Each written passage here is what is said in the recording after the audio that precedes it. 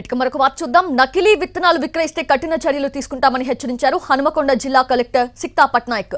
పరకాలలోని విత్తన షాపులకు వెళ్లి స్వయంగా తనిఖీలు చేశారు collector Sikta Patnaik. Stock record ని, ఇన్వాయిస్లని పరిశీలించారు. హనుమకొండ జిల్లా పరిధిలో రైతులకు నాణ్యమైన విత్తనాలు అందించేందుకు చర్యలు తీసుకుంటున్నామని, సరిపడా విత్తనాలు దిగుమతి చేస్తున్నామని తెలిపారు కలెక్టర్. నకిలీ విత్తనాలు కట్టడికి, అధిక ధరలపై ఉక్కుపాదం మోపేందుకు రెగ్యులర్ గా టాస్క్ ఫోర్స్ తనిఖీలు కొనసాగుతాయన్నారు కలెక్టర్.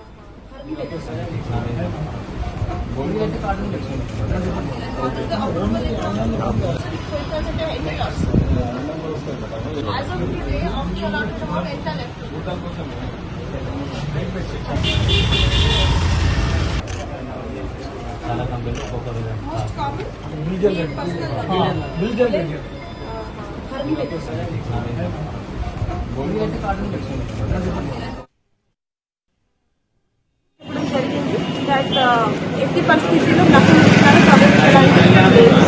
ప్రతి ఆఫీసర్కి బాగా అవగాహన ఉంది. అగ్రికల్చర్ డిపార్ట్మెంట్ నుంచి ట్రైనింగ్ కూడా ఇవ్వడం జరిగింది. దీంట్లో 2-3 టైప్స్ ఆఫ్ ఉంటాయి వైలేషన్స్. ఒకటి రెక్టిఫైబుల్ వైలేషన్స్, ఒకటి నాన్ రెక్టిఫైబుల్ వైలేషన్స్. ఇవి అన్ని కూడా police department and seed certification and agriculture department వాళ్ళు వీళ్ళు ముగ్గురు కలిసి టాస్క్ ఫోర్స్ ఫామ్ చేశారు. అండ్ ఇప్పుడు రేట్స్ కూడా చాలా చేస్తారు, సర్ప్రైజ్ చెక్స్ చేస్తారు.